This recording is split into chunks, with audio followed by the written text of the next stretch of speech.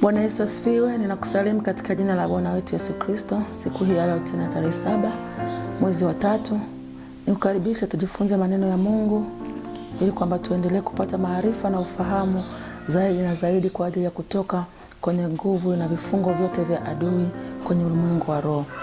Karibu basi. Siku ya leo tuna somo linalosema tafuta kutoka katika utumwa uliowekwa kwa uhalali. Tafuta kutoka katika utumwa uliowekwa kwa uhalali. Tunaposema tafuta kutoka katika utumwa uliowekwa kwa uhalali, kuna namna ambavyo unaweza kaa uko kwenye utumwa lakini usijue kama upo kwenye utumwa.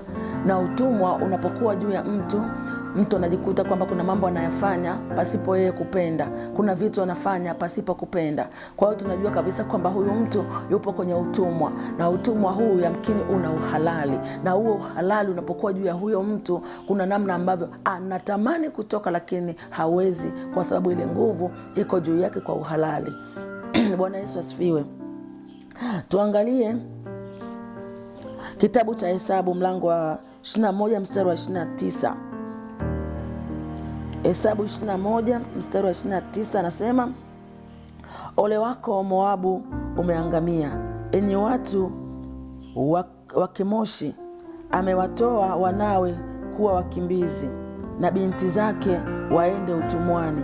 Wamwendee Sihoni mfalme wa Waamori. Anasema ole wake Moabu, ole wake Moabu, maana ameangamia. Enyi watu wa Kemoshi, amewatoa wanawe kuwa wakimbizi. Kwa hiyo mtu anaweza katolewa katika ulimwengu wa roho kuwa utumwani, kwenda utumwani. Tunajikuta kwamba tunaomba kwa ajili ya kutoka kwenye misingi ya koo na kabila tuliposhikiliwa kwenye familia zetu, lakini tukiangalia kwa namna ambavyo somo linatuambia asubuhi ya leo ni kwamba unaweza ukawekwa pale kwa uhalali. Na ndio maana huyu mtumishi wa Mungu anasema ole wa Moabu, kwa sababu umeangamia. Enyi watu wa Kemoshi, amewatoa wanawe kuwa wakimbizi, na binti zake waende utumwani. Binti waende utumwani. Kuna vitu ambavyo vilifanyika na watu wa zamani tulikotoka, tulikozaliwa. Sasa vile vitu vinasababisha tukajikuta tuko utumwani, tuko kwenye vifungo, tuko kwenye mateso ambayo sisi hatukutegemea kama tungeweza kuwa pale. Kwa hiyo ni lazima tuombe kutoka kwenye utumwa ambao una uhalali. Kuna vitu vilifanyika, sadaka zilitolewa, walipokuwa wanaabudu miungu mwingine, walipokuwa wanachinja, wanatambika, walitupeleka kwenye utumwa. Na katika ule utumwa tukajikuta tunatembea na tabia ambazo si za kwetu, na tabia ambazo hatukuumbiwa, kwa sababu Mungu hakumuumba mwanadamu na tabia ya ulevi, hakumuumba mwanadamu na tabia ya uzinzi, hakumuumba mwanadamu na tabia ya uongo na kiburi. Ile roho inatokana na utawala, utumwa ambao umekaa juu ya maisha yetu. Tumetawaliwa na nguvu za miungu, tumetawaliwa na nguvu za kichawi kwa sababu ya wale waliotangulia mbele yetu. Bwana Yesu asifiwe. Tuangalie tena kitabu kile cha Torati, Kumbukumbu la Torati, ule mlango wa 28 mstari wa 41. Kumbukumbu la Torati mlango wa 28 mstari wa 41. Neno la Mungu linasema, utazaa wana na binti, lakini hawatakuwa wako wewe, kwa sababu watakwenda utumwani. Utazaa wana na binti, lakini hawatakuwa wako, watakwenda utumwani. Baba zetu walipokuwa wanafanya vitu ambavyo si mipango ya Mungu, walipokuwa wanatambika, walipokuwa wanatoa sadaka kwenye miungu mingine, walipokuwa wanafanya vile, walikuwa wanajua kwamba wanatusaidia, au walikuwa wanajua kwamba ndiye Mungu aliye halali. Lakini wakati mwingine tukiangalia ni vile vitu ambavyo vimekuwa ni msingi wa sisi kufungwa kwa vitu vya uhalali, kukaa chini ya utawala ambao ni wa uhalali. Na ndio maana akasema utazaa wana, kwa maana ya kwamba ukianza kuangalia mstari wa 40 anasema utakuwa na mizeituni katika mipaka yako yote, usijipake mafuta yake, kwa kuwa mzeituni wako utapukutika. Utazaa wana na binti, lakini hawatakuwa wako wewe, kwa sababu watakwenda utumwani.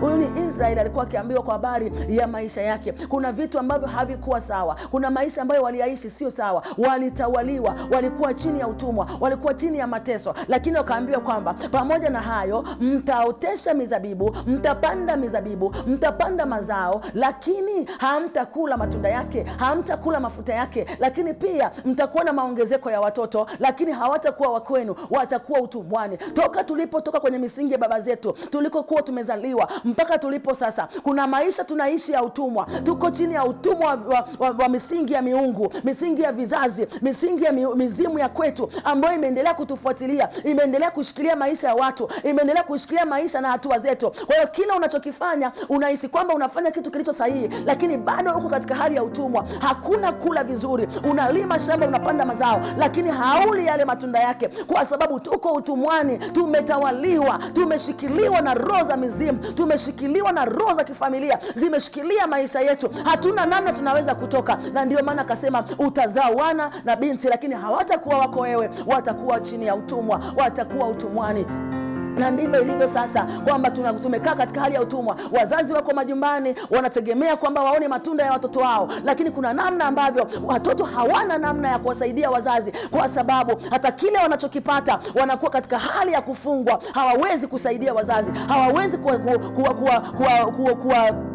sapoti wazazi wao. Ni kwa sababu tumekaa katika hali ya utumwa, tumekaa utumwani, tumekaa gizani, tumekaa kifungoni. Lakini leo tutafute kutoka, tutafute namna ya kutoka kwenye huu utumwa, kwa sababu tuko mwezi wa 3 ambao ni mwezi wa toba. Katika mwezi huu wa toba ni mwezi wa kutengeneza, ni mwezi wa kumwomba Mungu atutoe katika utumwa ambao tumefungwa. Na katika utumwa ambao tumefungwa, tumetembea na umaskini, tumetembea na magonjwa, tumetembea na madeni, tumetembea na roho ambazo si za kwetu, ni kwa sababu tumekaa utumwani. Bwana Yesu asifiwe. Tuangalie kitabu kile cha Wafalme wa kwanza, mlango wa 12 mstari wa 4. Neno la Mungu linasema, tuanze ule mstari wa kwanza mpaka wa 4 tuone maana kamili. Anasema, Rehoboamu akaenda Shekemu, maana Israeli wote walikuwa wamekwenda Shekemu ili kumfanya mfalme. Ikawa Rehoboamu mwana wa Nebati alipopata habari, maana alikuwa akaliko Misri, huko alikokimbilia awe mbali na mfalme Sulemani, Yeroboamu akakaa huko Misri. Wakapeleka watu kwenda kumwita. Basi Yeroboamu na jamii yake ya Israeli wakaenda wakamwambia Rehoboamu, wakasema, baba yako alilifanya zito kongwa letu.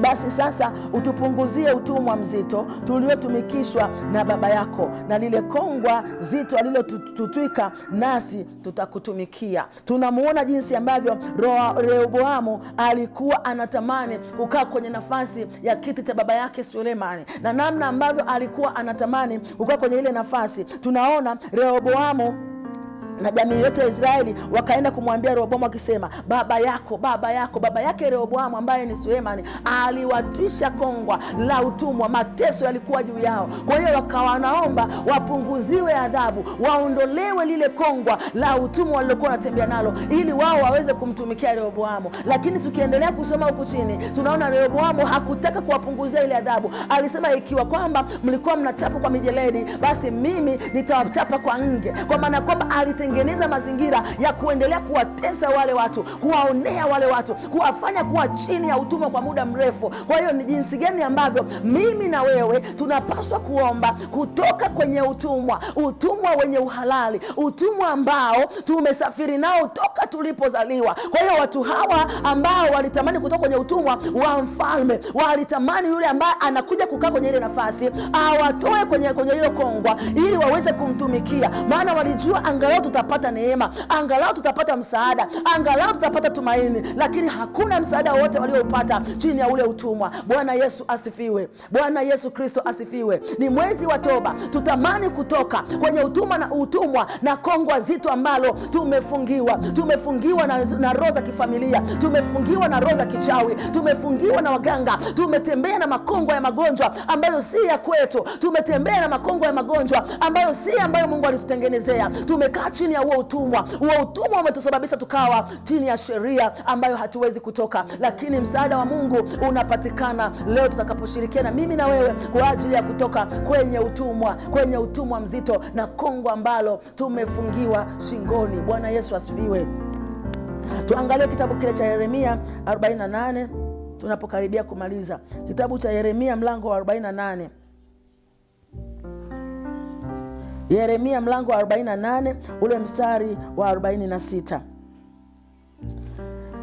Neno la Mungu linasema, ole wako Moabu, watu wa Kemoshi wamepotea, maana wana wako wamechukuliwa mateka na binti zako wamekwenda utumwani. Nitarudia tena, ole wako Moabu, watu wa Kemoshi wamepotea, wamepotea. Ole inakuja, ole iko juu ya baba zetu, ole iko juu ya wale waliotuweka kwenye utumwa. Anasema ole wako Moabu, watu wa Kemoshi wamepotea, maana wana wako wamechukuliwa mateka na binti zako wamekwenda utumwani. Tumekaa utumwani kwa muda mrefu, tumekaa utumwani kwa miaka mingi, tumekaa utumwani tangu tulipozaliwa. Tumekuwa utumwani, tumekuwa chini ya kongo la magonjwa, tumekuwa chini ya kongo la madeni, chini ya kongo la mateso. Umaskini umekuwa ni sehemu yetu, lakini Mungu anataka tutoke tena leo kwa msaada wa kwake. Anasema ya kwamba tutamani tafuta kutoka kwenye utumwa ambao umetumikishwa na adui, utumwa ambao umetumikishwa na wachawi. Umekuwa na ulevi ambao si wa kwako, si wa Mungu. Mungu hakukuumba kuwa mlevi, Mungu hakukuumba kuwa maskini jinsi ulivyo. Tafuta kutoka kwenye hilo kongwa na huo utumwa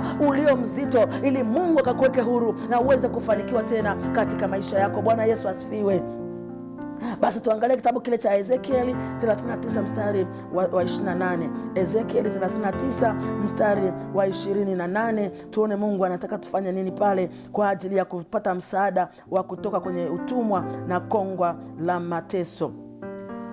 Ezekieli 39 mstari wa 28 anasema, nao watajua ya kuwa mimi ndimi Bwana Mungu wao, kwa kuwa naliwahamisha waende utumwani kati ya mataifa, na mimi nikawakusanya na kuwaingiza katika nchi yao wenyewe, wala sintawaacha tena huko kamwe hata mmoja wao. Upo msaada wa Mungu, upo msaada wa Mungu. Wakati tulipoingia utumwani alituona, lakini leo anasema ya kwamba atatupa fungua tena katika utumwa mzito ambao tumekaa kwa miaka mingi, na ndio maana akasema nao watajua ya kuwa mimi ndimi Bwana. Leo tutajua ya kwamba Mungu amesikia kilio chetu, amesikia kilio cha familia, amesikia kilio cha Tanzania, amesikia kilio cha mkoa wa Arusha, amesikia na anatutoa tena katika utumwa, anatutoa tena katika kongwa. Tumefungwa kwa miaka mingi, tumeteswa hapo na roho za kifamilia na roho za miungu ya makabila. Tumekaa kwa muda mrefu, mateso yamekuwa ni mengi, lakini upo msaada ambao Mungu anautoa siku ya leo, na ndio maana akasema ya kwamba nitawakusanya tena, nitawakusanya na kuwaingiza katika nchi yao wenyewe,